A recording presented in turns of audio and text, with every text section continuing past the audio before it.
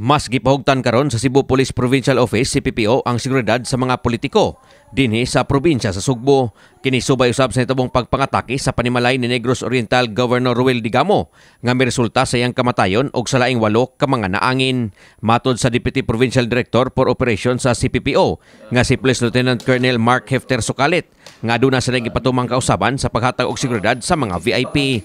Di man tuod makadetalye si Sukalit niini. Apan resulta matod pa kini sa ilang nakita nga video sa pagpangatake sa panimalay ni Gobernador Digamo nga nag-viral sa social media. Gimandoan usab ang tanang police station ubos sa CPPO sa paghimo og threat assessment sa mga opisyales sa ilang mga area of responsibility kon AOR gikan sa mga barangay officials hangtod na sa mga mayor. Giawhag karon ni Sukalit ang mga politiko sa probinsya sa Sugbo nga kanunay gyud nga makig-alayon sa kapulisan kung galing adunay mga dagkong event nga tambungan sama sa paghatag sa mga serbisyo ngadto sa katawhan. Nining pagiha masayon alang sa mga sakop sa kapulisan nga makapahimutang sa ilang mga security plan alang sa mas luwas nga kalihukan.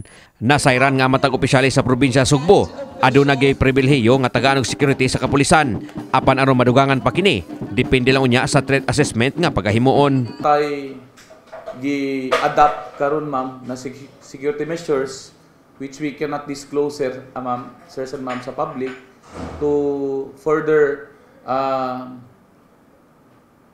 strengthen yung mga security provisions namo nga gihatag namo sa VIP because based sa ni kalap na video we have seen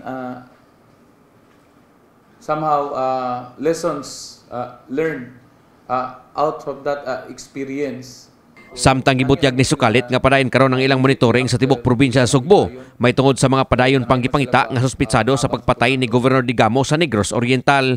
Kini gumikan kay wa nila gisalikway ang posibilidad nga mosibat dinhi sa Sugbo ang padayon karong gipangita nga mga suspitsado. Matod ni Sukalit nga atol pa lang sa hitabo niadtong Sabado dali usab silang may bantay sa mga entry point sa lalawigan sama sa mga pantalan alang sa posibleng pagsibat sa mga suspitsado dinhi sa Sugbo. Na-activate man sad ang Interagency Interdiction Task Force, no? Part man to sa border control. So tanan sir at that time, no, naka-alerto mi on that day, yung D-Day talaga. So nihatag-tag direktiba nila sa mga tropa nato para i-secure ang ato ang border, baka mulabang sa ato ang EOR. Kini si Greggy Magdadaro alang sa My TV Cebu.